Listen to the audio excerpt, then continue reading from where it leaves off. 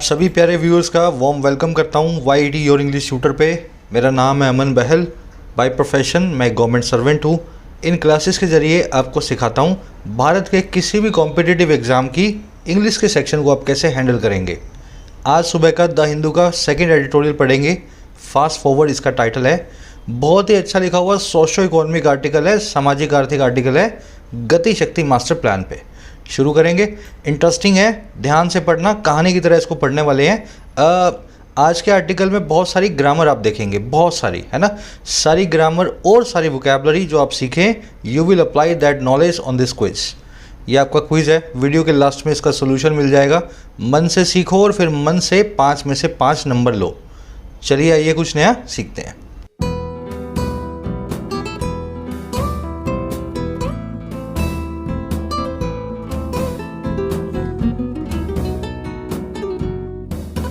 कह रहे fast forward. देखिए, फास्ट मतलब तेज़ी से, फॉरवर्ड मतलब आगे। कोई ऐसी स्कीम निकाली है सरकार ने जिससे हम आगे बहुत तेज़ी से बढ़ेंगे, हमारी अर्थव्यवस्था बहुत तेज़ी से आगे की तरफ रफ्तार पकड़ेगी। बात किसकी कर रहा है भाई?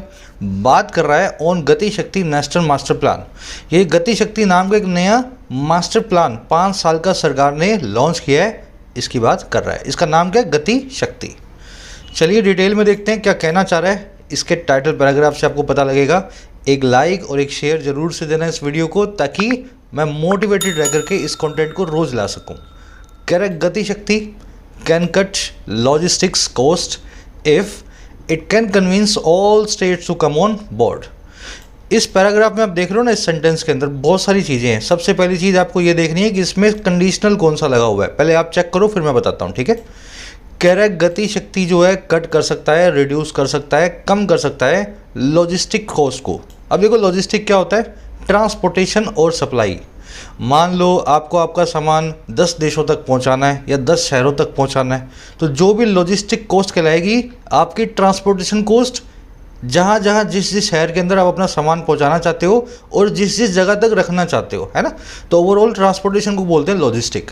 तो कह रहे गति शक्ति जो है इस ट्रांसपोर्टेशन या भाड़े की कॉस्ट को कम कर सकता है अगर ये कन्विंस कर पाए, ये मना पाए सभी के सभी स्टेट्स को कि वो आ जाए ऑन बोर्ड, वो आ जाए टुगेदर। ऑन बोर्ड का मतलब होता है टुगेदर, समझ गए। गति शक्ति बहुत अच्छा प्लान है। सारी की सारी ट्रांसपोर्टेशन कॉस्ट इससे कम हो जाएगी, बहुत सस्ते में माल इधर से उधर जाएगा। बस कंडीशन एक ही है, सारी स्टेट्स इसके लिए तैयार होनी चाहिए, ऑन बोर्ड होनी चाहिए, हाथ में हाथ मिला करके होनी चाहिए। चलिए अब सेंटेंस की स्ट्रक्चर को देखेंगे। गति शक्ति एक प्लान का नाम है, जी बड़ा एस बड़ा प्रॉपर नाउन है। इसकी वर्ब है कैन कट, और इसके बाद में इट की वर्ब देख रहे हो आप, कैन कन्विंस। लॉजिस्टिक्स मतलब ट्रांसपोर्टेशन, इसको फ्रेट बोलोगे, कार्गो बोलोगे, शिपमेंट बोलोगे। कन्विंस का करना होता है मतलब किसी को मनाना, है ना। कन्विंस का मतलब होता है किसी को किसी काम के लिए मनाना। जैसे सभी स्टेट्स को मनाया गया ऑन बोर्ड आने के लिए, टुगेदर आने के लिए। तो convince someone to do something, ये फॉर्मेट रहेगा इस वर्ब का हमेशा। इसका सिनोनिम होता है परसुएड। परसुएड का मतलब भी होता है किसी को मनाना। Persuade someone to do something, ये हमेशा फॉर्मेट आप देखोगे। इन दोनों का एंटोनिम है डिसुएड। डिसुएड का मतलब होता है किसी काम को करने से किसी को रोकना, मना लेना कि मत करो आप, है ना, मत जाओ, आज मत ऐसा करो। डिसुएड, इसकी format dissuade someone to do something नहीं होती। याद रखें, लोग क्या इन दोनों को देख के इसको भी कंफ्यूज कर लेते हैं। डिसुएड के बाद में आप फ्रॉम और प्लस में डूइंग जीरेंड को यूज करते हैं, समझ गए। Convince someone to do something, persuade someone to do something, लेकिन dissuade someone from doing something. आज के क्विज में ये कॉन्सेप्ट पूछूंगा मैं, है ना, याद रखना। परसुएड के बाद में और डिसुएड के बाद में फ्रॉम आता है। चलो भाई, अब ये ऑन बोर्ड क्या होता है ये भी देख लो। 3 ईडियम्स अपने पास, पहली है ऑन बोर्ड, दूसरी है अबव बोर्ड, तीसरी है क्रॉस बोर्ड, ठीक है। मैं आप चाहता हूँ आप सभी के सभी जो है ना, इन तीनों ईडियम से करेक्ट चॉइस को 3 सेंटेंसेज में प्लेस करें। ये तीनों ईडियम्स मैं करवा चुका हूँ आपको, मेरे ख्याल से ज़्यादातर लोगों को आती होंगी, पर कोशिश करो सही ईडियम को सही सेंटेंस में प्लेस करो, फिर मैं मीनिंग के साथ में आपको करवाता हूँ। चलो, ऑन बोर्ड का मतलब होता है टुगेदर। जब आप ऑन बोर्ड आते हैं तब आप हाथ में हाथ मिला करके एक दूसरे का कोऑपरेशन करते हैं, टुगेदर होते हैं। इसको इन टेंडम विद भी बोलते हैं। या इन टेंडम भी बोलते हैं, ठीक है। ऑन बोर्ड, हाथ में हाथ मिला के, टुगेदर। अबव बोर्ड का मतलब होता है ऑनेस्ट। इसके पीछे एक पूरी कहानी है जो ईडियम और फ्रेजेस वाली सीरीज़ में मैंने करवाई हुई है, उस सीरीज़ को भी शुरू करेंगे इस वीक से, है ना। अबव बोर्ड का मतलब होता है ऑनेस्ट। अक्रॉस द बोर्ड का मतलब होता है including everything, including everything, everything and everywhere, हर चीज़ को और हर जगह को इंक्लूड करते हुए, अक्रॉस द बोर्ड। अब देखो सही इडियम को अपने को यूज़ करना है सही सेंटेंस में। The company was not fully dash in its dealing, company पूरी तरह से ऐसी नहीं थी अपने डीलिंग्स के अंदर, अपने जो है, समझ गए ना, डीलिंग्स के अंदर, डीलिंग का मतलब होता है व्यापार के अंदर, अपने व्यापार में पूरी तरह ऐसी नहीं थी। कैसी नहीं थी? ऑन बोर्ड नहीं थी, अबव बोर्ड नहीं थी, अक्रॉस द बोर्ड नहीं थी। देखो यहाँ पे आपको यूज़ करना है अबव बोर्ड। अबव बोर्ड का मतलब होता है ऑनेस्ट, यानी कि ईमानदार। आपको यहाँ लिखना चाहिए company was not above board या fully above board in its dealings. समझ गए ना, सही इडियम इस तरीके से यूज़ होगी। वैसे ही the management has increase wages by 10% dash, management ने इंक्रीज कर दिया है वेजेस को या सैलरीज को 10% से, और कैसे? Across the board. Across the board का मतलब है इंक्लूडिंग एवरीथिंग या एवरीवेयर, हर आदमी की सैलरी जो है 10% बढ़ी है। ऐसा नहीं है मेरी बढ़ी है तुम्हारी नहीं बढ़ी, ऐसा नहीं है। अक्रॉस द बोर्ड, समझ गए ना, अक्रॉस द बोर्ड एक्चुअल में आप ऐसे यूज़ करेंगे। और वैसे तीसरा है on board. The project failed as everyone was not willing to come on board, project fail हो गया क्योंकि हर आदमी टुगेदर, हाथ में हाथ मिला करके प्रोजेक्ट के लिए काम करने को विलिंग नहीं था, तैयार नहीं था। तो समझ गए ना तीनों ईडियम के बीच का डिफरेंस। चलिए, सेंटेंस इसलिए बनाया कि ताकि आपको याद रहें तीनों ईडियम्स। अब एक काम करते हैं, पूरे आर्टिकल की मैं आपको दिखा देता हूँ वोकैबुलरी, ताकि आप आराम से पढ़ पाओ स्मूथली, है ना। उससे पहले ऐड करना चाहूँगा, आप भारत के किसी भी कॉम्पिटिटिव एग्जामिनेशन की तैयारी कर रहे हो तो मॉक टेस्ट के लिए मैं आपको रिफ़र करूँगा टेस्टबुक.com।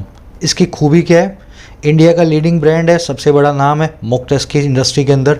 साथ में इसमें सभी एग्ज़ाम्स का एक सिंगल पैकेज बना हुआ है।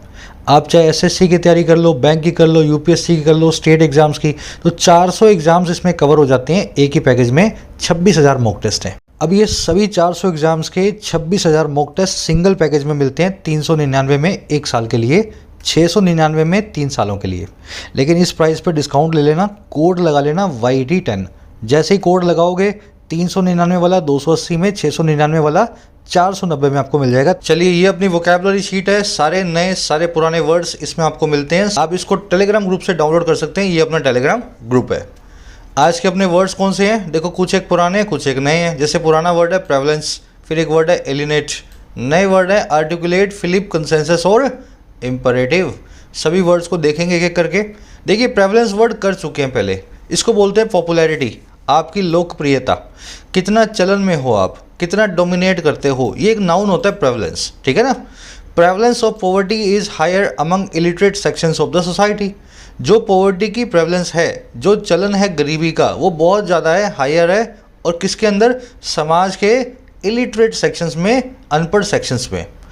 अब प्रेवलेंस को परवेसिवनेस भी बोलते हैं, है ना। अब प्रेवलेंस का एक वर्ड है, एक अदर फॉर्म है प्रिवेल। प्रेवलेंस तो हो गया नाउन, प्रिवेल हो गया इसकी वर्ब फॉर्म, है ना। प्रेवलेंट होगी एडजेक्टिव फॉर्म। प्रिवेल जो इसकी वर्ब फॉर्म है ना, इसको आज आप देखेंगे। प्रिवेल का मतलब ही होता है चलन में आना, है ना, किसी चीज़ का डोमिनेट करना। प्रिवेल को आर्टिकल में आज आप देखेंगे। अगला वर्ड है हमारे पास एलियनेट, ये मैंने आपको बड़े अच्छे से समझाया हुआ है। एलियन का मतलब होता है, एलियन का मतलब होता है मंगल ग्रह से आने वाला, है ना, कोई बाहर से आने वाला। एलियन का दूसरा मीनिंग होता है फॉरेनर या स्ट्रेंजर, जो आपको ना जाने वो भी आपके लिए एलियन है, कोई मंगल ग्रह से आया हो वो भी आपके लिए एलियन है।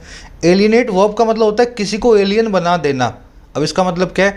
किसी अपने को पराया कर देना। आपका दोस्त था, लड़ाई कर ली, आपने उसको एलियनेट कर दिया, समझ गए ना। Disagreements can alienate teenagers from their families, आपसी मतभेद जो हैं एलियनेट कर सकते हैं, दूर कर सकते हैं, काट सकते हैं टीनेजर्स को अपने परिवारों से, समझ गए ना। एलियनेट करना मतलब अपने को पराया कर देना। एलियनेट का सिनोनिम होता है स्ट्रेंज, इसमें भी स्ट्रेंज लगा हुआ है। एलियन का सिनोनिम है स्ट्रेंज, है ना, किसी को पराया करना या डिसअफेक्ट। इसका बिल्कुल उल्टा है स्पाउस। स्पाउस मतलब आपका बेटर हाफ, आपका हस्बैंड, आपकी वाइफ, है ना। स्पाउस का मतलब है किसी को गले लगा लेना, किसी पराये को अपना बना लेना, समझ गए ना। एलियनेट का उल्टा क्या है? स्पाउस, किसी को पराये को अपना बना लेना। इस एलिनेट नाम की वर्ब को आज आप देखेंगे। अगला वर्ड है हमारे पास आर्टिकुलेट।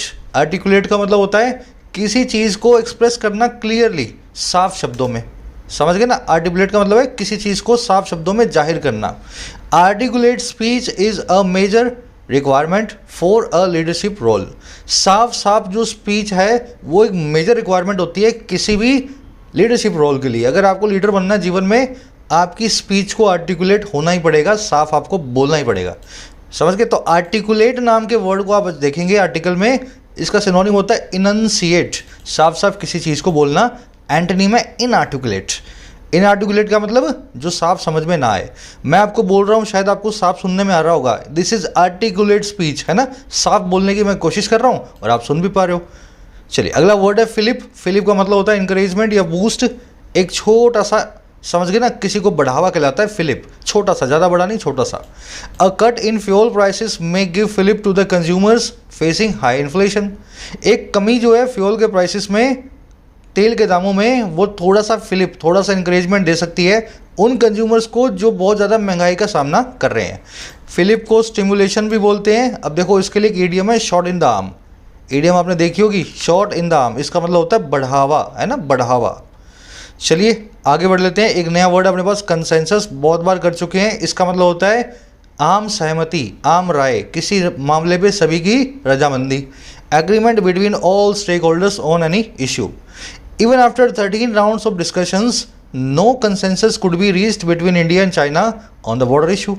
यहाँ तक कि 13 राउंड की डिस्कशन के बाद कोई भी आम सहमति, कोई भी कंसेंसस नहीं पहुँच सकी, नहीं मिल सकी इंडिया और चाइना के बीच में बॉर्डर के इशू पे। तो चाइना कुछ और कहता है, इंडिया कुछ और कहता है। 13 राउंड्स के बाद भी we are not having a consensus. Unanimity बोलते हैं, कंसेंसस का सिनोनिम है ना, आम सहमति को बोलते हैं। इसकी एडजेक्टिव फॉर्म है कंसेंसुअल, आपसी सहमति से किया हुआ कोई काम कहलाता है कंसेंसुअल। चलिए इंपरेटिव लास्ट वर्ड है। इंपरेटिव का मतलब होता है एक इसेंशियल और अर्जेंट ड्यूटी, एक ऐसा दायित्व, एक ऐसा फर्ज जो आपको निभाना जरूरी है, आपका imperative. It is an imperative that politician should be articulate in their speech. ये बड़ा ही इंपरेटिव है, ये एक इसेंशियल ड्यूटी है ना, फर्ज है। क्या? पॉलिटिशियंस को है आर्टिकुलेट होना चाहिए अपने स्पीच में, नेताओं को बड़ा साफ अपनी स्पीच को देना चाहिए, है ना। अगर किसी पॉलिटिशियन की बात आपको समझ में नहीं आएगी तो आप उसको कभी वोट नहीं देंगे। इसीलिए नेता आर्टिकुलेट स्पीच पे बड़ा जोर देते हैं, रुक के बोलते हैं। अच्छा, इम्परेटिव की जो है सिनोनिम्स हो गए नेसेसिटी, ऑब्लिगेशन और एग्जिजेंसी। तीनों बताते हैं कोई चीज़ जो अर्जेंट है, जो ज़रूरी है। इम्परेटिवली एक एडवर्ब फॉर्म है इसी वर्ड की। चलिए 5 वर्ड हैं, डिटेल में आपको करवा दिए हैं, रिवीजन करते रहो। चलो समरी टाइम, किस बारे में लिखा हुआ आपको पता लगे। अपने देश के अंदर एक बहुत बड़ी कमी है जहाँ बात आती है एयर ट्रांसपोर्टेशन की। देखो आप और मैं तो ट्रेन लेट हो गई तो कोई बात नहीं, एक दिन बाद चले जाएंगे, है ना, 2 घंटे बाद में पहुँच जाएंगे। लेकिन माल जब लेट होता है ना, गाड़ियों की वजह से, ट्रेन की लेट होने की वजह से, उसकी वजह से देश को बड़ा घाटा होता है। तो एक गति शक्ति प्लान बनाया गया है। इस प्लान में क्या है, हाईवेज, रेलवे लाइंस और शिप्स पोर्ट्स का एक नेटवर्क बनाया जाएगा जिसमें सुपर फास्ट ट्रांसपोर्टेशन होगा, बहुत ही तेज। 111 लाख करोड़ का ये प्लान है, अगले 5 साल तक चलेगा।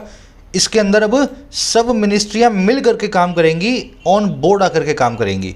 इससे होगा क्या, हमारे देश में लॉजिस्टिकल सपोर्ट जो है मिलने लगेगा बाहर से आने वाली कंपनियों को, उनका माल बहुत तेज़ी से एक्सपोर्ट और इम्पोर्ट होने लगेगा।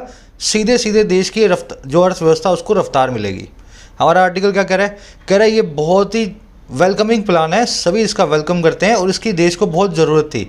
देर आए दुरुस्त आए। लेकिन एक चीज़ ध्यान ये रखनी है, ये प्लान तब चलेगा जब सभी स्टेट्स इसमें कोऑपरेट करेंगी। सेंटर को पूरा कोशिश करना चाहिए कि सभी स्टेट्स जो है मिल करके इस प्लान के अंदर अपना कोऑपरेशन दें। अगर कोई स्टेट पॉलिटिक्स में चक्कर के अंदर आपको सपोर्ट ना करें तो ये प्लान उस स्टेट में फेल हो जाएगा। सभी का हाथ में हाथ मिला करके इस प्लान के लिए काम करना जरूरी है। अकेले सेंटर ऐसा बड़ा प्लान अकॉम्प्लिश नहीं कर सकता। समझ गए? आज की टोन क्या है भाई, सबसे पहले तो एनालाइज कर रहा है प्लान कैसे काम करेगा, एनालाइजिंग टोन। दूसरा सजेस्ट कर रहा है प्लान कैसे नहीं काम करेगा, सेंटर को क्या करना चाहिए, जो है सजेस्टिंग टोन। 2 टोन्स है। आर्टिकल शुरू कर लें। अपनी ऐप को डाउनलोड करें, your English tutor, play store पे अवेलेबल है। ऐप पे मिलेंगे आपको क्वालिटी कोर्सेज, मैं डिज़ाइन करता हूँ बहुत ही अफोर्डेबल प्राइस में। जैसे ही आप इसमें लॉगिन करोगे, स्टोर टैब में जाने पे आपको अपने कोर्सेज दिखेंगे। एक कोर्स है बेसिक से एडवांस इंग्लिश राइटिंग का, कैसे लिखना है, पेन कैसे पकड़ना है अपने हाथ में, यूपीएससी बैंक्स के लेवल तक कैसे पहुंचना है ना, देश से बाहर जाना चाहते हो आइल्स की तैयारी करके कैसे राइटिंग करोगे, हर चीज़ को बेसिक से एडवांस तक इसमें मैं कवर कर रहा हूँ। कोर्स की कीमत है 699 रुपये, इस पर कोड लगेगा YET100 ये कोर्स आपको मिल जाता है 599 रुपये में। साथ में आपको मिलेंगे एसएससी बैंक से कोर्सेज भी, 50 से 100 घंटे का कंटेंट है हर कोर्स में, प्रीलिम्स मेंस है ना। आपको प्रीवियस ईयर पेपर्स कैसे सॉल्यूशन करके दिखाता हूँ, कैसे क्लोज टेस्ट, कैसे आरसी, कैसे इन्फ्रेंस बेस्ड क्वेश्चंस, हर तरह के क्वेश्चंस को हैंडल करना है। ये भी कोर्सेज आपको 50-50, 100-100 रुपये में मिलते हैं, फ़ायदा इनका उठा सकते हो, एप्लीकेशन के ऊपर अवेलेबल है। कोई भी क्वेश्चन हो रिलेटिंग टू ऐप आप इस नंबर पर व्हाट्सअप करें, आपको रिप्लाई मिल जाएगा। चलिए कह रहा है with the Gati Shakti National Master Plan that he launched on October 13, PM Modi, Narendra Modi, has expanded on the familiar theme that India's slowing economic growth engine can find renewed momentum through major infrastructure upgrades that will cut logistic costs for industry and raise all-round efficiency. सबसे पहले बता रहा है background क्या है, correct के साथ ही। अच्छा भाई किस चीज़ के साथ, इस पूरे प्लान के गति शक्ति नेशनल मास्टर प्लान, कह रहा कौन सा प्लान, जिस प्लान को इन्होंने लॉन्च किया, अभी ही कोई आदमी है ना, उसका नाम अभी आगे आएगा, कह रहा है जिसको इन्होंने लॉन्च किया अक्टूबर 13 को, कह रहा है इस काम के होने के साथ ही हुआ क्या, कह रहा है जो पीएम मोदी है ना, अब मोदी के लिए ही आया, कह रहा है जो पीएम मोदी हैं उन्होंने एक्सपैंड ऑन किया है। एक्सपैंड ऑन या एक्सपैंड अपॉन का मतलब होता है किसी चीज़ को डिटेल में सबके सामने रखना, तो उन्होंने डिटेल में सबको बताया है, एक्सपैंड ऑन किया है, और किसको, उसी जानी पहचानी थीम के ऊपर, उसी फैमिलियर थीम के ऊपर। कौन सी थीम, दैट वो ये कि इंडिया का जो धीमा पड़ता हुआ ग्रोथ इंजन है, इंडिया की जो जीडीपी की धीमी पड़ती हुई रफ्तार है, वो पा सकेगी, कैन फाइंड कर पाएगी फिर से एक नए ताजे मोमेंटम को, एक नए पुश को। मोमेंटम का मतलब होता है संवेग, पुश, स्ट्रेंथ, एनर्जी है ना, उसको एक नई एनर्जी मिल सकेगी, रिन्यूड एनर्जी, रिन्यूड मोमेंटम। और कैसे जरिए मिलेगा ये काम, मेजर इंफ्रास्ट्रक्चर अपग्रेड्स के, बड़ी बड़ी इंफ्रास्ट्रक्चर के अंदर अपग्रेड्स के, जो अपग्रेड्स जो हैं कट कर पाएंगी, कम कर पाएंगी, रिड्यूस कर पाएंगी लॉजिस्टिक कॉस्ट को, ट्रांसपोर्टेशन की कॉस्ट को, एक तो इंडस्ट्री के लिए, और दूसरा जो कि रेज करेंगी, जो कि अपग्रेड करेंगी, उठा देंगी ओवरऑल या ऑल राउंड एफिशिएंसी को, कार्य कुशलता को। समझे, सेंटेंस बड़ा आसान है, एक बार मैं रिपीट करता हूँ फिर स्ट्रक्चर को देखना है। कह रहा है इस प्लान के लॉन्च होने के साथ ही, जिसको इन्होंने 13 अक्टूबर को लॉन्च किया, मोदी साहब ने बड़ा डिटेल में बताया, एक्सपैंड ऑन किया, अपने विचारों को रखा उसी जानी पहचानी थीम पे, जिसको हम जानते हैं ऑलरेडी, दैट वो ये है कि इंडिया का धीमे बढ़ता हुआ ग्रोथ का जो इंजन है वो पा सकेगा एक नए ताज़ा मोमेंटम को, एक नई ताज़ा संवेग को, और किसके जरिए, बड़ी बड़ी इंफ्रास्ट्रक्चर अपग्रेड्स के जरिए, है ना। कह रहे जो अपग्रेड्स कम कर देंगी हमारी ट्रांसपोर्टेशन कॉस्ट को पूरी इंडस्ट्री के लिए, और उठा देंगी, रेज कर देंगी, बढ़ा देंगी ओवरऑल एफिशिएंसी को, कार्य कुशलता को। अब आओ इस सेंटेंस की स्ट्रक्चर देखते हैं। मोदी की वर्ब है has expanded on, expand on मतलब किसी चीज़ को डिटेल में बताना, ही की वर्ब है लॉन्च्ड, फैमिलियर मतलब जाना पहचाना, well known, usual, India slowing growth engine की वर्ब है कैन फाइंड, रिन्यूड का मतलब होता है नया ताज़ा, रिवाइव्ड, रिफ्रेश्ड, है ना। मोमेंटम मतलब एनर्जी, संवेग, पुश, स्ट्रेंथ, जब आपको संवेग मिलता है, पुश मिलता है, तो आप मोमेंटम जो है आपको मिल जाता है। दैट की दो वर्ब्स हैं, पहली है विल कट, दूसरी है विल रेज। रेज का मतलब होता है किसी चीज़ को उठा देना, किसी चीज़ को इंक्रीज कर देना। ऑल राउंड मतलब सब तरफ, एफिशिएंसी मतलब कार्यकुशलता, इफेक्टिवनेस, आपके काम करने का अंदाज में जो अच्छा अंदाज होता है ना, वो कुशलता कहलाती है, एफिशिएंसी कहलाती है। लॉजिस्टिक कॉस्ट आप जान गए हो, इंडस्ट्री में ट्रांसपोर्टेशन की कॉस्ट, माल सामान को लाने ले जाने की कॉस्ट, समझ गए। तो ये है बैकग्राउंड, इससे होगा ये, इस प्लान से ही होने वाला है। अब आगे बढ़ो। कह रहा है essentially a technocentric administrative initiative that promises silo breaking integration of 16 ministries including railways, roads and ports through information technology and satellite mapping and data tools. The program seeks to appeal to the national imagination as an umbrella integrator of 111 lakh crore worth of projects under the NIP and National Infrastructure Pipeline for 2020 और 25। कह रहा है हुआ क्या, कह रहा है essentially, खास तौर पे। देखो इसेंशियल का मतलब होता है जरूरी, और इसेंशियल का मतलब होता है खास। इसेंशली का मतलब होता है खास तौर पे। कह रहा है खास तौर पे जो एक टेक्नोसेंट्रिक एडमिनिस्ट्रेटिव इनिशिएटिव है। ये क्या हुआ भाई? इनिशिएटिव का मतलब होता है पहल, एडमिनिस्ट्रेटिव मतलब प्रशासनिक, टेक्नोसेंट्रिक मतलब जो टेक्नोलॉजी सेंटर्ड हो। कह रहा है खास तौर पे जो कि एक ये टेक्नोलॉजी को सेंटर में रखने वाला प्रशासनिक पहल है। और कौन सी पहल?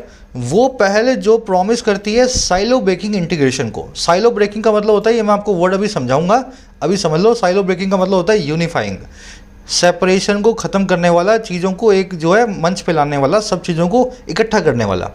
कह रहे ये एक ऐसा इनिशिएटिव है जो चीज़ों को इकट्ठा करेगा, साइलो को ब्रेक करेगा, सेपरेशन को हटाएगा, इंटीग्रेशन करेगा 16 मिनिस्ट्रीज़ का।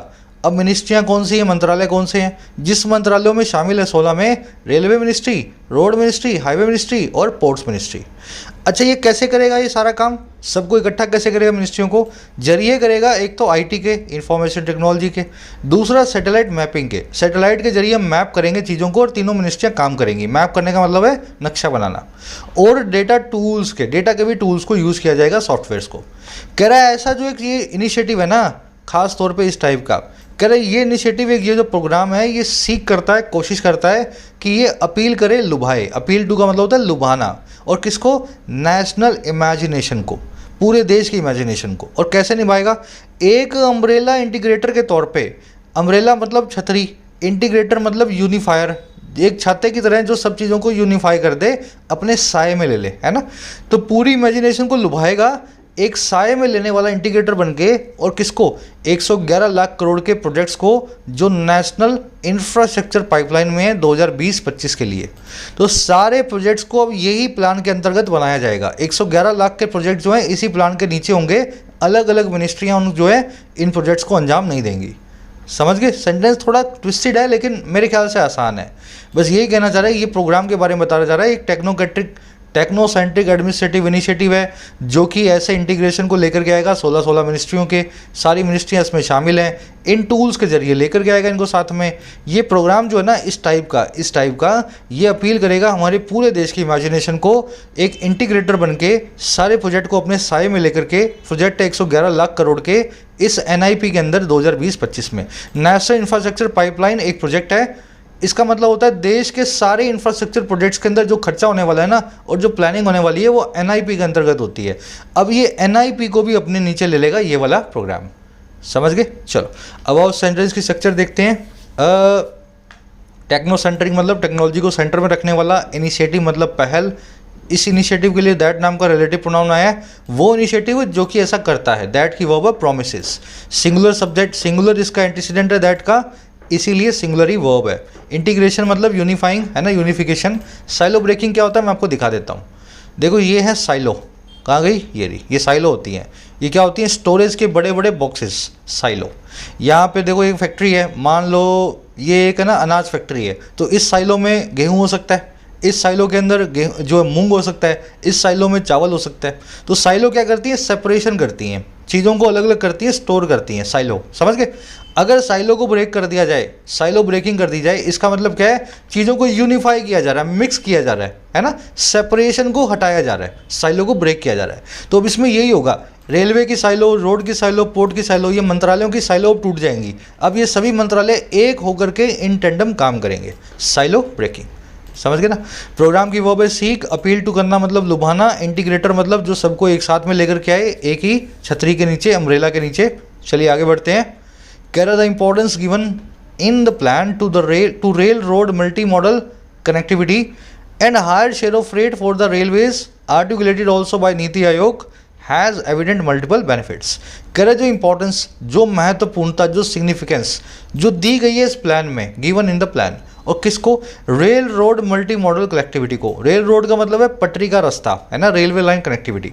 तो रेल के जरिए कई मॉडल की कनेक्टिविटी को, पोर्ट को भी रेल से जोड़ देंगे, हाईवे को भी रेल से जोड़ देंगे, रेल को भी रेल से जोड़ देंगे, हर चीज़ को रेल की पटरी से जोड़ देंगे और तेज़ी से काम करेंगे। कह रहे जो इंपॉर्टेंस इस चीज़ को दी गई है, और किसको दी गई है? ज़्यादा बड़े शेयर को, हिस्से को जो है फ्रेट का, जो है ट्रांसपोर्टेशन कॉस्ट का, रेलवेज़ के लिए, है ना। कह रहे इस इंपॉर्टेंस को, जिसको आर्टिकुलेट भी किया गया है, जिसको साफ साफ लिखा भी गया है, बताया भी गया है नीति आयोग के द्वारा। कह रहा है ये इंपॉर्टेंस है ना, इसके एविडेंट, इसके जाहिर, इसके बड़े ही क्लियर से बहुत तरह के बेनिफिट्स भी हैं। समझ गए ना। तो इस पूरे प्लान में इसी चीज़ को इंपॉर्टेंस दी गई है कि हर चीज़ को रेल की पटरी से जोड़ा जाए, और दूसरा रेलवे से ही ज़्यादा से ज़्यादा फ्रेट हो, बसेस से ट्रक से फ्रेट जो है कम से कम हो, क्योंकि इनसे धुआं ज़्यादा निकलता है और कॉस्ट भी ज़्यादा आती है। तो इस प्लान में जो इंपॉर्टेंस दी गई ना इन दोनों चीज़ों को, कह रहा है जो कि नीति आयोग ने भी साफ साफ लिख दिया था कि करो, कह रहा है इसके बहुत सारे बेनिफिट हमें मिलने वाले हैं, एविडेंट बेनिफिट्स हैं। इंपॉर्टेंस की वर्ब है has, singular subject singular verb, given यहाँ पे एडजेक्टिव है ना, वो इंपॉर्टेंस जो दी गई है।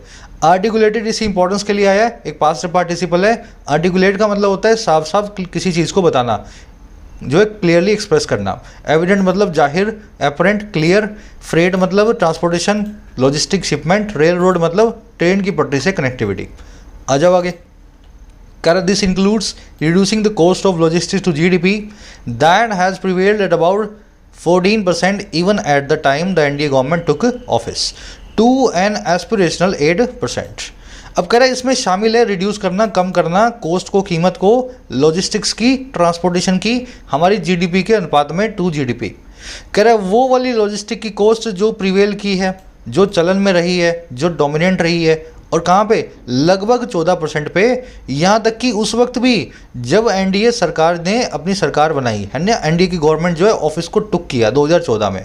अब देखो रिड्यूस कहाँ पे करना है, 14% पे तो चल रही है ये, है ना, 2014 में भी थी। ये रिड्यूस करना है एक महत्वाकांक्षी 8% पे, 14 से 8 पे लाना है। तो सरकार यही चाहती है जो हमारा ट्रांसपोर्टेशन का कॉस्ट है ना, जो ट्रकों का कॉस्ट होता है ना, वो बंद हो जाए, कम से कम धुआं निकले और ज़्यादा से ज़्यादा हमारा फ्रेट कम से कम कॉस्ट पे, मतलब जो है हमारा ट्रांसपोर्टेशन जो है कंपनियां कर सकें। समझ गए। सेंटेंस की स्ट्रक्चर, दिस की वर्ब है इंक्लूड्स, इंक्लूड का मतलब है शामिल करना। ये जो कॉस्ट है, cost of logistics to GDP, इसके लिए रिलेटिव प्रोनाउन है दैट, है ना, दैट की वर्ब है has prevailed. Singular subject singular, ये कॉस्ट सिंगुलर है इसीलिए रिलेटिव प्रोनाउन की वर्ब भी सिंगुलर है। प्रिवेल का मतलब होता है चलन में रहना, याद है ना आपको, प्रेवलेंट मतलब लोकप्रिय, पॉपुलर। एनडीए गवर्नमेंट की वर्ब है टुक ऑफिस, टेक ऑफिस का मतलब है गद्दी पे बैठना। एस्पायरेशनल मतलब महत्वाकांक्षी। एस्पायर का मतलब होता है हाई एम करना, बहुत ही लंबा सोच लेना। तैयारी एसएससी की कर रहे हो और सपने देख रहे हो यूपीएससी के, है ना, ये आप एस्पायरेशन है आपकी। एस्पायर नाम की वर्ब से एस्पायरेशन नाम का नाउन बनता है। एस्पायरेशन का मतलब होता है सपना, आपकी महत्वाकांक्षा। एस्पायरेशन नाम के नाउन से एस्पायरेशनल नाम का एडजेक्टिव बनता है महत्वाकांक्षी कोई चीज़। समझ गए। तो ये 8% का टारगेट महत्वाकांक्षी है। चलो वर्ड्स की फॉर्म को पकड़ना शुरू करो, है ना। वर्ब फॉर्म ये होती है, नाउन फॉर्म ये होती है, एडजेक्टिव फॉर्म ये होती है। कह रहा there is also the challenge of reducing vehicular emissions from road freight growth in order to meet climate change commitment and containing input cost due to extraordinary high taxes on diesel. कह रहा है एक challenge ये भी है, एक हमारे पास चुनौती ये भी है, रिड्यूस करना है व्हीकुलर एमिशंस को, वही जो मैंने आपको बताया ना, ट्रकों से निकलने वाले एमिशंस को, व्हीकल से निकलने वाले धुएं को। और ये कौन सा एमिशन है, जो रोड फ्रेट की ग्रोथ से आता है, सड़कों से जो माल सामान ढुलाई हो रही है उसकी जो ग्रोथ हो रही है इस ढुलाई की, उससे आ रहा है। तो इससे भी हमें निपटना है, जितने ज़्यादा ट्रक चलेंगे उतना ज़्यादा धुआं होगा। अच्छा ये क्यों करना है भाई, क्यों निपटना है इससे, इन ऑर्डर टू, इस मकसद से, इस काम को करने के लिए। और काम क्या है, मीट करना क्लाइमेट चेंज कमिटमेंट को, जो हम कमिटमेंट पेरिस क्लाइमेट जो है संधि के अंदर करके आए हैं कि हम जो है देश में धुआं कम से कम करेंगे। एक तो इस काम को करने के लिए, दूसरा कंटेन करने के लिए, रिस्ट्रिक्ट करने के लिए, लिमिट करने के लिए हमारी इनपुट कॉस्ट को। और कैसे, किस वजह से होती है, जो आती है बहुत ही ज़्यादा हाई टैक्सेस से डीजल के ऊपर। समझ गए ना। तो जैसे ही ट्रकों से ढुलाई कम होगी, दोनों ही काम हो जाएंगे। एक तो हमारी महंगाई कम हो जाएगी क्योंकि डीजल महंगा है, ट्रक में डीजल जलता है, ट्रक से माल जाएगा ही नहीं, ट्रेन से जाएगा, तो अपने आप ही हमारी कॉस्ट कम हो जाएगी। दूसरा, ये जो ट्रक कम चलेंगे तो अपने आप ही धुआं भी कम निकलेगा, हमारे क्लाइमेट चेंज भी निकलने जो है कमिटमेंट पूरे हो जाएंगे। तो ये भी एक चैलेंज हमारे सामने है। अब स्ट्रक्चर देख लो सेंटेंस की। चैलेंज की वर्ब है इज, देयर से क्लोज शुरू हुआ है, वर्ब के बाद सब्जेक्ट रखा हुआ है। व्हीकुलर मतलब व्हीकल से रिलेटेड, एमिशन मतलब धुआं। इन ऑर्डर टू, इसका मतलब होता है इस मकसद से। In order to, in a bid to, so as to और विद द व्यू टू, चारों एक दूसरे के सिनोनिम है। मैं चाहूँगा सब लोग यहाँ पे 5 सेकंड लें और मुझे बताएं इन चारों में क्या फ़र्क है। जिसको याद है वो 1 सेकंड में बता देगा, है ना। कोशिश करो और कमेंट्स में डालना जिसको सच में याद हो। इन चारों को देखते ही कौन सा ग्रामर रूल आपके दिमाग में आता है। चलो, in order to, in a bid to, so as to, इनके बाद में क्या आती है, वर्ब की बेस फॉर्म। क्या आती है, बेस फॉर्म। देख रहे हो ना, यहाँ पे मीट लिखा हुआ है, बेस फॉर्म है वर्ब की। इन चारों के बाद में टेक्निकली क्या आना चाहिए भाई, वर्ब की आनी चाहिए वर्ब क्या आनी चाहिए, बेस फॉर्म। लेकिन याद रखें विद अ व्यू टू के बाद में आती है वर्ब की आईएनजी फॉर्म, ठीक है ना। चारों का मतलब एक ही है, लेकिन with a view to verb की आईएनजी फॉर्म लेता है, ये तीनों लेते हैं बेस फॉर्म। चारों का मतलब है इस मकसद से। अब ये इन ऑर्डर टू के बाद में जो मीट आया ना, लेकिन यहाँ पे एंड के बाद में वर्ब की आईएनजी फॉर्म आ रही है। ऐसा क्यों हुआ? ऐसा इसलिए हुआ, ये कंटेनिंग जो है ना, ये ऑफ प्रेपोजिशन का ऑब्जेक्ट है। चैलेंज दो टाइप के हैं, पहला है रिड्यूस करना इस चीज़ को, और दूसरा है कंटेन करना इनपुट कॉस्ट को।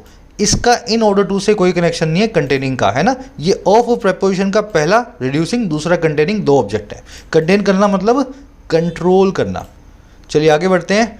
करा similar fillip to efficiency in port operations can increase. ये जो मैं बीच बीच में कॉन्सेप्ट बताता हूँ जो कई नए व्यूअर्स के ऊपर से निकल जाते हैं, ये इसलिए निकल रहे हैं आपके लिए क्योंकि आप चैनल पे नए हो। ये एडवांस्ड व्यूअर्स के लिए बीच में मैं कॉन्सेप्ट बताता रहता हूँ, आप भी एडवांस्ड हो जाओगे अगर रेगुलरली क्लासेस को अटेंड करोगे।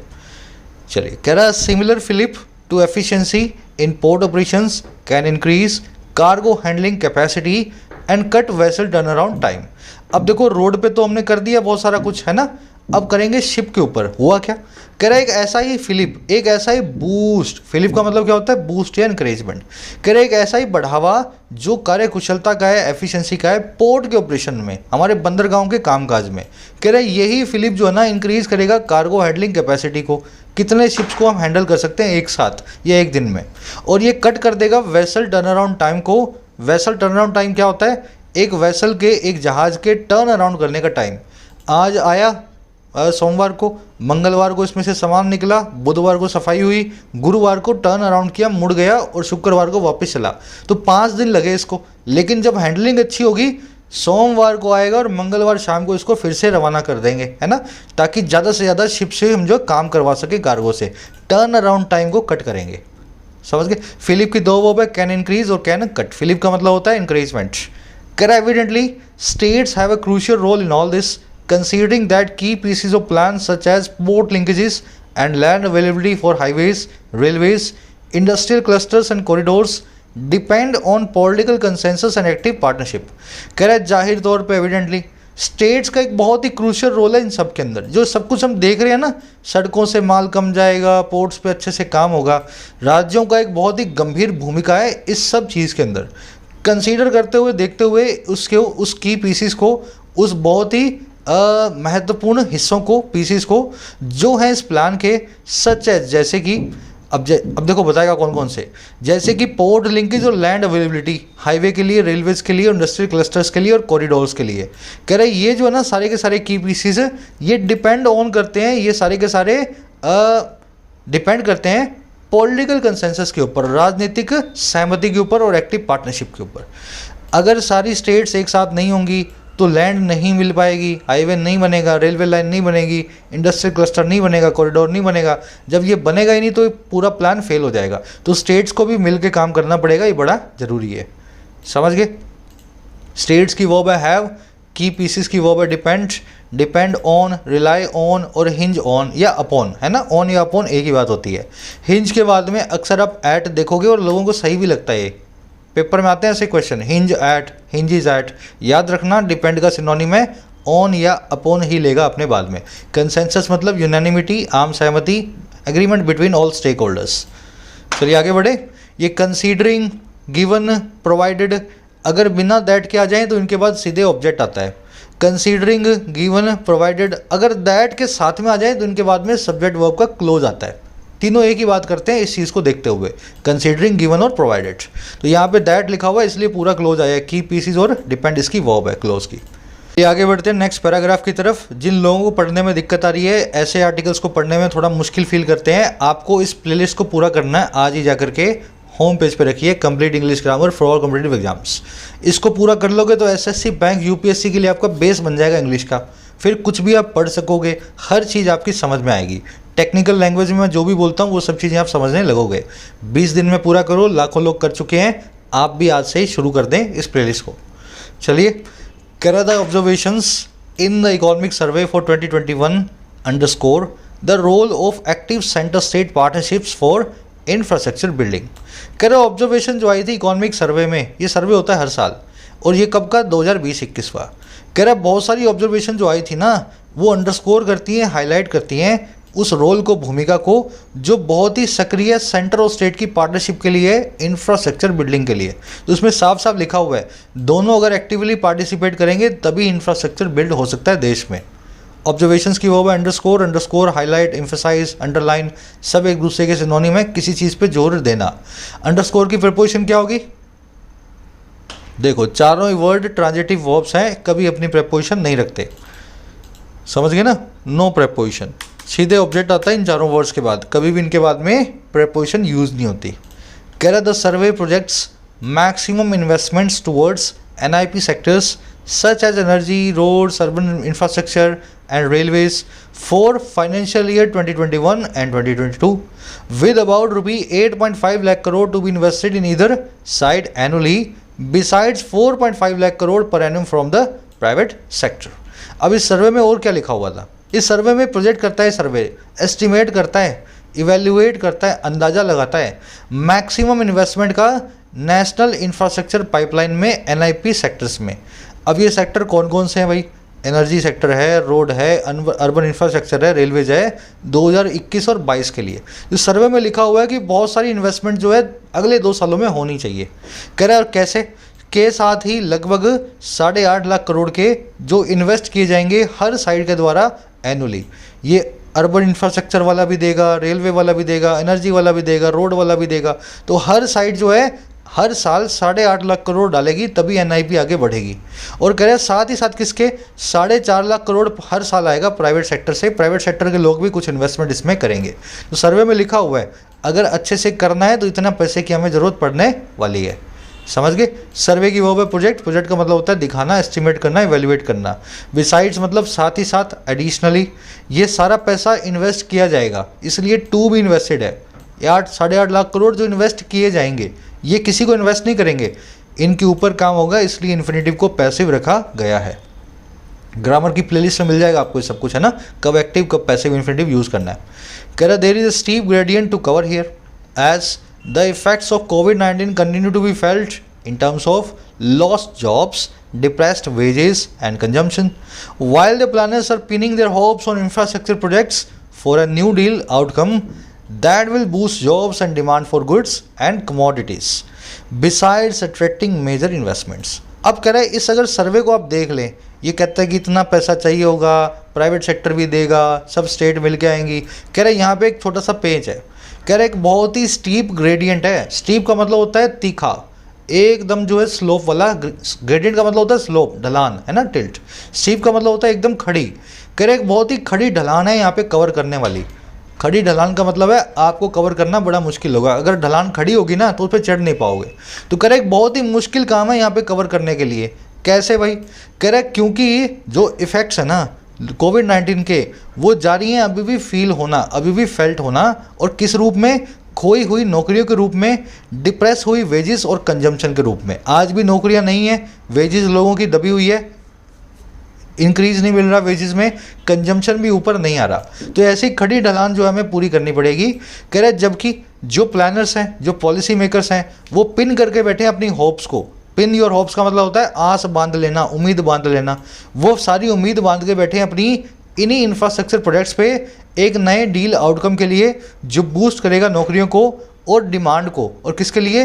गुड्स के लिए, कमोडिटीज़ के लिए। साथ ही साथ अट्रैक्ट करेगा बड़ी बड़ी इन्वेस्टमेंट को, बड़े बड़े निवेशों को। हुआ क्या? कह रहे इतना पैसा आपको चाहिए, लेकिन कोविड से तो हम जूझ रहे हैं, आज भी नौकरियां लोगों के पास है नहीं, प्राइवेट सेक्टर के पास 1 रुपया नहीं है आपको देने के लिए। कह रहा है इस खड़ी ढलान को आपको पूरा करना पड़ेगा। जबकि दूसरी तरफ क्या हो रहा है? सारे पॉलिसी मेकर्स इस ढलान को देख ही नहीं रहे। उन्होंने सारी उम्मीदें बांध रखी हैं कि ये प्रोजेक्ट जब आएंगे उससे नौकरियां आएंगी, बूस्ट करेंगे जॉब्स को, डिमांड बढ़ेगी, है ना। प्रोजेक्ट तब आएंगे जब पहले डिमांड बढ़ेगी, पहले नौकरियां बढ़ेंगी, तब पैसा निकलेगा प्राइवेट सेक्टर की जेब से। तो एक यहाँ पर खड़ी ढलान कवर करनी जरूरी है, समझ गए? ग्रेडियंट की वर्ब है इज, ग्रेडियंट मतलब ढलान, स्टीप मतलब खड़ी, इफेक्ट्स का मतलब, इफेक्ट्स की वर्ब है कंटिन्यू। यहाँ पे इफेक्ट्स फेल्ट किए जा रहे हैं इसलिए to be felt passive infinitive में। प्लानर्स की वर्ब है are pinning, pin on, pin your hopes on something का मतलब होता है किसी चीज़ पे आस लगाना, किसी चीज़ से उम्मीद बांध लेना। डिप्रेस्ड मतलब दबा हुआ। दैट की वर्ब है विल बूस्ट, दैट की वर्ब है विल बूस्ट जॉब्स और विल बूस्ट डिमांड। डिमांड यहाँ पे एक नाउन है, बूस्ट वर्ब का दूसरा ऑब्जेक्ट है, नाउन होने की वजह से इसके बाद में फॉर आया है। अगर ये वर्ब होती, विल बूस्ट और विल डिमांड लिखा होता तो यहाँ पे फॉर ना आता। जानते हो ना इतना। चलो, कह रहा significant delays to projects can often be trace to incompatible and hostile land acquisition decisions that alienate communities और threaten to violate environmental integrity. अब कह रहा झगड़े किस चीज़ के हैं?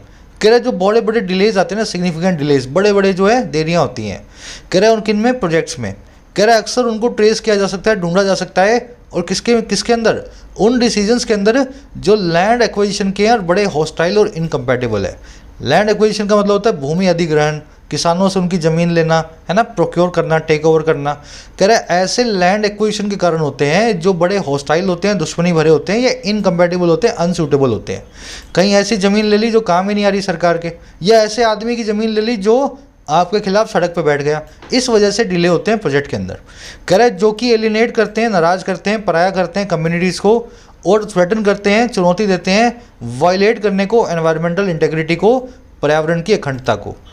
जब आप गंदा कोई ऐसा ज़मीन अधिग्रहण कर लेते हो जिससे जंगल वंगल निकलता है ना, पर्यावरण की इंटीग्रिटी टूटती है, उस वजह से आपका प्रोजेक्ट डिले होता है। या फिर किसी आदमी से ज़बरदस्ती ज़मीन लेते हो, वो आपके खिलाफ सड़क पर बैठ जाता है, इसलिए प्रोजेक्ट आपका हो नहीं पाता।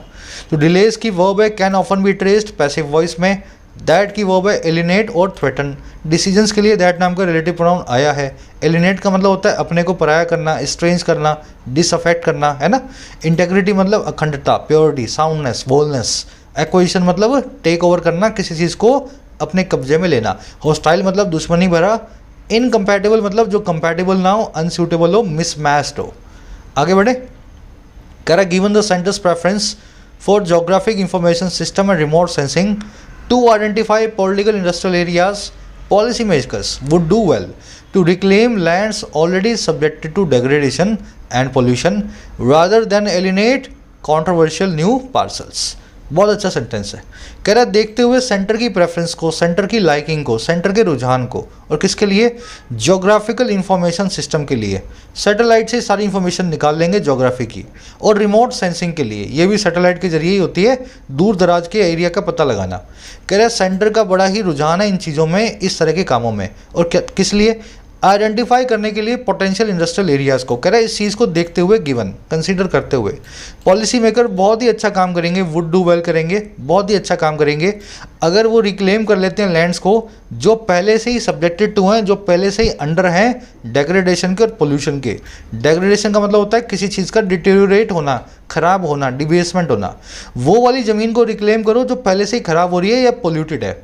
ऐसा करोगे तो बड़ा अच्छा होगा, बजाय किसके?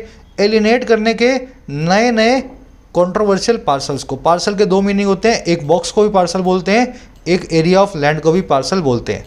तो नया पार्सल को आप टेक ओवर करोगे, वहाँ के लोगों को एलिनेट करोगे, उससे अच्छा खराब जो ज़मीन पड़ी है ना, रिमोट सेंसिंग के जरिए उसी को निकाल लो, उसी पोल्यूटेड और ख़राब ज़मीन के ऊपर अपना इंडस्ट्री बना दो, ताकि लोग भी खुश रहें और आपका भी काम चल जाए। समझ गए? पॉलिसी मेकर्स की वर्ब है would do well. Do well का मतलब होता है अच्छा काम करना। डेग्रेडेशन मतलब खराबी, पोल्यूशन आप जानते हैं। रादर देन का मतलब होता है इंस्टेड ऑफ, दोनों का मतलब होता है बजाय, लेकिन रादर देन के बाद प्रीफर करते हैं वर्ब की बेस फॉर्म, और इंस्टेड ऑफ के बाद तो आनी ही है वर्ब की आईएनजी फॉर्म। दोनों का मतलब होता है बजाय, लेकिन यहाँ पे एलिनेटिंग लिखता तो इंस्टेड ऑफ लिखता, मतलब वही रहता बजाय। पार्सल मतलब भूमि का टुकड़ा। एक बॉक्स को भी पार्सल बोलते हैं, एरिया ऑफ लैंड को भी पार्सल बोलते हैं। चलिए, कह रहा है convincing citizens that they stand to benefit from such grand plans through better social welfare, lower service cost and higher efficiencies and respecting federal boundaries while dealing with states are another imperatives. कह रहा है ये सब तो ठीक है, लड़ाई झगड़ा खत्म करो, इसके अलावा क्या करना है? कह रहा है कन्विंस करना, परसुएड करना नागरिकों को कि वो स्टैंड टू बेनिफिट होते हैं, उनके पास चांस है बेनिफिट लेने का। स्टैंड टू मतलब टू हैव अ चांस, उनके पास चांस है लाभ उठाने का, फ़ायदा लेने का ऐसे ग्रैंड प्लान से। और कैसे कन्विंस कैसे करना है? बेटर सोशल वेलफेयर के जरिए, लोअर सर्विस कॉस्ट के जरिए और हायर इफेक्टिवनेस के जरिए। कह रहा है ऐसा एक तो कन्विंस कर दो सबको, और दूसरा रिस्पेक्ट करना है फेडरल बाउंड्रीज़ को। फेडरल बाउंड्रीज़ का मतलब है स्टेट्स के, राज्यों के मामले में ज़्यादा टांग ना फंसाएं, जो संघीय बाउंड्री लगी हुई है, जो लिमिटेशन है, उनके अंदर रह के प्लान को बनाना है। कह रहे बिना स्टेट्स को नाराज़ किए। कह रहा है कब, जब डील विद कर रहे हो स्टेट्स के साथ में, जब निपट रहे हो, बातचीत कर रहे हो राज्यों के साथ में। कह रहा है ये दोनों काम है ना, कन्विंसिंग और रिस्पेक्टिंग, ये दूसरे इंपेरेटिव हैं, दूसरी आपकी मॉरल ऑब्लिगेशन है, ज़रूरी आपकी जो है मतलब ज़रूरी आपके फ़र्ज़ है। समझ गए ना, convincing and respecting are imperatives, imperative मतलब ज़रूरी फ़र्ज। देखिए वो है stand to benefit, dealing with यहाँ पे प्रेजेंट पार्टिसिपल साइमल्टेनियस एक्शन है, वॉइल के साथ में आया हुआ है। अब स्टैंड टू को देख लो, स्ट्रक्चर होती है एक स्टैंड टू और गेट टू और to have a chance to, ये एक ही बात है। मैं आपको समझा देता हूँ कैसे करोगे। Nobody stands to benefit from a war, कोई भी स्टैंड टू नहीं करता है बेनिफिट से एक वॉर को।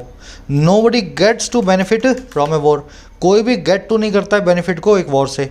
Nobody had a chance to benefit from a war, किसी के पास कोई चांस भी नहीं है बेनिफिट करने का एक वॉर से, है ना, फ़ायदा लेने का एक वॉर से। तो stand to, get to and to have a chance to do something का मतलब यही है किसी चीज़ का आपके पास मौका होना। तो लोगों को भी बता दो मौका है आपके पास, बहुत फ़ायदा आपको मिलेगा, ऐसा आप स्टैंड टू बेनिफिट करते हैं। समझ गए स्ट्रक्चर को? चलो नोट कर लो, भूल जाओगे, मेरे को तो आती है, ये पूरा मैंने लिखा है अपने हाथ से, आपको सीखना है तो नोट करना पड़ेगा। चलो आ जाओ, आर्टिकल यहीं पे पूरा होता है। अपने क्विज़ पे क्विज़ भी इजी है, अगर आप ढंग से कोशिश करोगे तो इजीली इसको कर सकोगे। 4 में आपको मिलेंगी गलतियाँ।